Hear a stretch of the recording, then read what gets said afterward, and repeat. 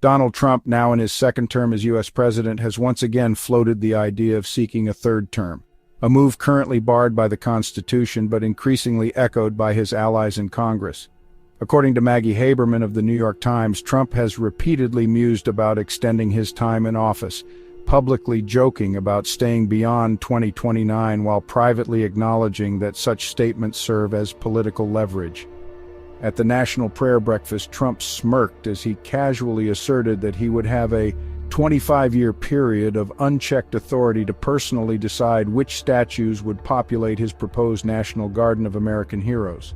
The remark, a brazen flex of imagined power, quickly veered into something even more incendiary, the possibility of a third presidential term. With a knowing grin, he taunted his audience, "They say I can't run again." Then somebody said, "I don't think you can." Oh.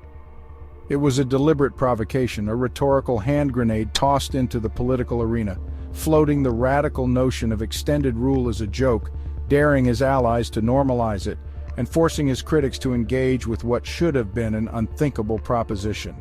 This time, however, the Republican Party has responded not with dismissal, but action. Within days of Trump's second inauguration, Rep. Andy Ogles of Tennessee introduced a constitutional amendment aimed at removing the two-term limit for presidents. While legally improbable, the proposal signals a wider effort to test the limits of executive power expansion.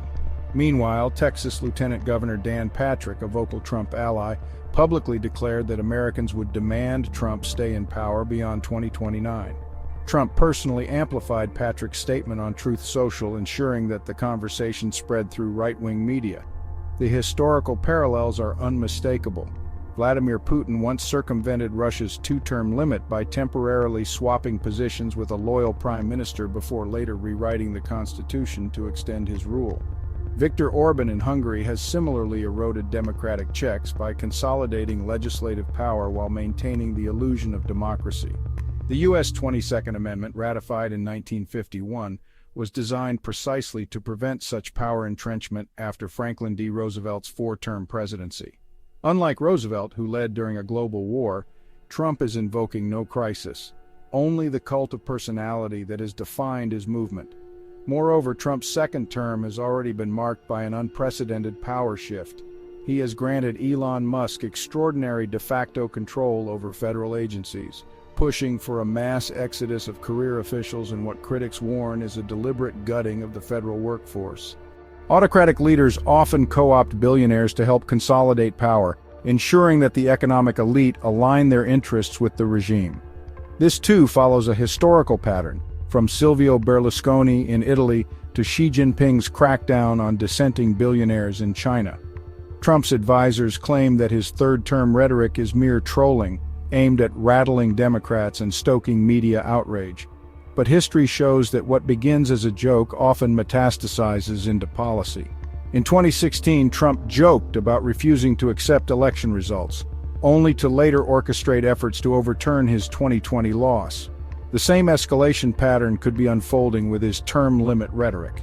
Politically, the third-term chatter also serves a more immediate function, preventing Trump from becoming a lame duck too soon.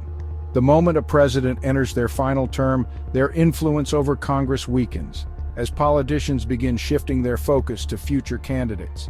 By floating the idea of staying in power indefinitely, Trump maintains his grip on the Republican Party, ensuring that lawmakers remain subservient rather than hedging their bets on a post-Trump GOP. But legal roadblocks remain formidable. To overturn the 22nd Amendment, Congress would need a two-thirds majority, followed by ratification from 38 states, a nearly impossible feat in today's polarized climate. However, Trump doesn't need an actual amendment to reshape American politics. By normalizing the rhetoric, he sets the stage for incremental escalations, whether through challenges to election integrity, legal maneuvers, or the cultivation of a judiciary willing to reinterpret constitutional limits. There's an old political metaphor about boiling a frog. If you drop it in hot water, it jumps out. But if you heat the water gradually, it never notices until it's too late. Trump's third-term rhetoric follows this model. It's not an immediate crisis, but a slow erosion of democratic expectations. Each time he flirts with the idea, it normalizes the once unthinkable, until even his critics stopped treating it as an existential threat.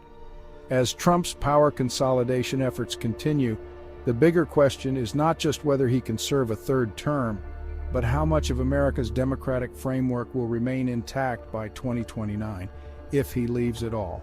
Please subscribe to the Intellectualist new YouTube channel, where we present insightful videos analyzing the current events shaping the world. Turn on notifications to receive the latest updates from the channel.